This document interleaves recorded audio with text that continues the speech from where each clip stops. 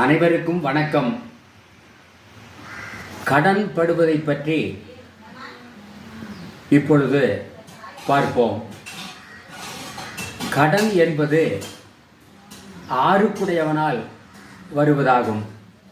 அந்த ஆறுக்குடையவன் பலப்பட்டு 2-11 6-8-12 மறைந்து, லக்னாதிபதியும் 6-8-12 மறைந்து குரு நேசம் பகை பெற்று இருந்தாலும், 6 சந்திரன் இருந்தாலும், 10ஆம் இடம் கும்பமாகி சூரியனுக்கு முன்னால் புதன் இருந்தாலும் அந்த ஜாதகர் கடன்படுவார் என்பது.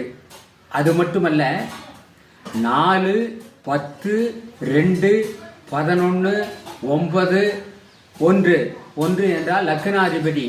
இவர்கள் 6-8-12 மறைந்தாலும் அல்லது 6-12 கூடியவர்களை கூடியிருந்தாலும் அந்த ஜாதகர் கடன்படுவார் என்பது.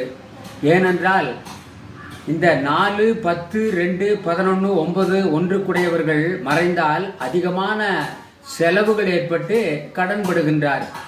இந்த கடனை பற்றி சொல்லுகின்ற பொழுது சோதிட சாஸ்திரங்களிலே என்ன சொல்லியிருக்கிறது என்று சற்று பார்ப்போம்.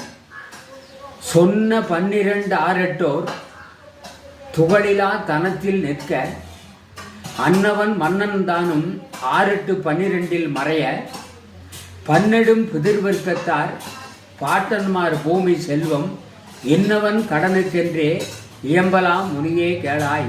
அதாவது 2ஆம் இடத்திலே 6-8-12 உடையவர்கள் இருந்தாலும், குரு பலகீனம் அடைந்தாலும், அதாவது 6-8-12 மறைந்திருந்தாலும் அந்த ஜாதகர் பிதிராட்சி வகை சொத்துக்களை இழந்து, கடனுக்காக இழந்து அதை விற்று கட்டுவார் என்பது.